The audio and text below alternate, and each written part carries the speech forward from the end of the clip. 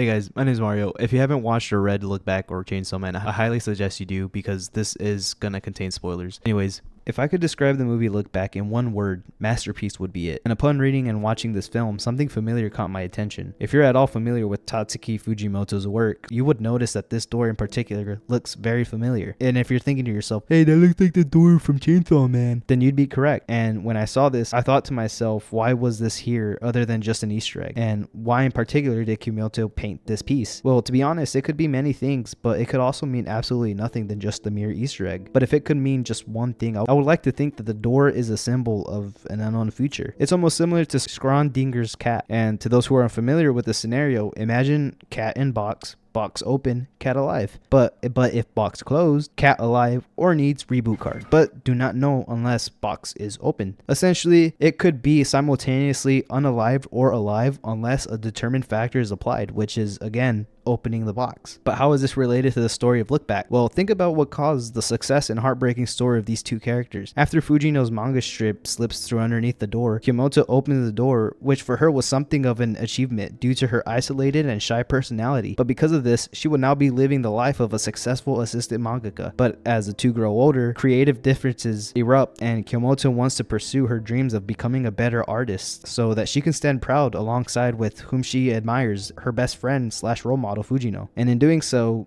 she goes to an art school, which would unfortunately invite a heartbreaking event where she loses her life, as an intruder invades the school that she attends and injures multiple students but ends Kimoto's. And after Kimoto's funeral, we shortly see Fujino at the door where it all started, and as we see her tear up the strip she once drew, a piece slips through underneath the door, and we see another future where Kimoto never opened it in the first place. And recalling to that cat paradox, we are presented with the future because Fujino opened the door, but the what if shows us the possibility of a new future. Everything is almost the same in this new future, only that they aren't best friends at an early age, but only after Fujino saves Kimoto's life of the same incident that happened in the true future, as if they were meant to be together no matter the scenario. But that's where this happy story ends. We see nothing more than Kimoto running back to her house with almost a similar scene with Fujino when she was a kid. And again, like Fujino draws a manga strip, and as she completes the drawing, the wind blows it from her hands and it slips once again underneath the door. In this point of the story, Fujino blames herself deeply for Kimoto's death, as she was the one to bring her out of her shell. Already being on hiatus due to Kimoto's passing, it was almost clear that she might have never come back because of the extreme guilt that she felt. But because of the sudden wind that blew that manga strip through underneath the door, she was able to open another opportunity to this unforeseen future we call life. And we continue to see her working on her manga once again once the credit rolls, with what we presume as Kimoto's manga strip taped onto the window. Now, the reason why I think Kimoto painted this door was something to represent how grateful she was that that door was something that held her back at that time and presented a wonderful future that she now lives in. But there's something else to mention that has nothing to do with Look Back, but with the spoofed version of Sharkman, Chainsaw Man, where we see the door that Kimoto painted, and as I'm sure you all know, the one that we see in Denji's dream. But why am I bringing this up? Well, because it's similar to what happens to Denji. In his dream, there's something telling him to open the door as he reaches for it. But what happened if he did? Well, for anime watchers, one, you're in for a treat. But for the manga readers, who are all caught up, opening the door led to Power's death, as Makima being the one to take it. If Denji would have just not opened the door, Power could have potentially survived. The door in this case led to an unfortunate future almost similar to the one in Look Back. Although I may have overanalyzed a simple door, I like to believe that there was more than just that. It was more than just that. Anyways, if you made it this far, thank you for the support, and please drop a like and a follow, as it's greatly appreciated.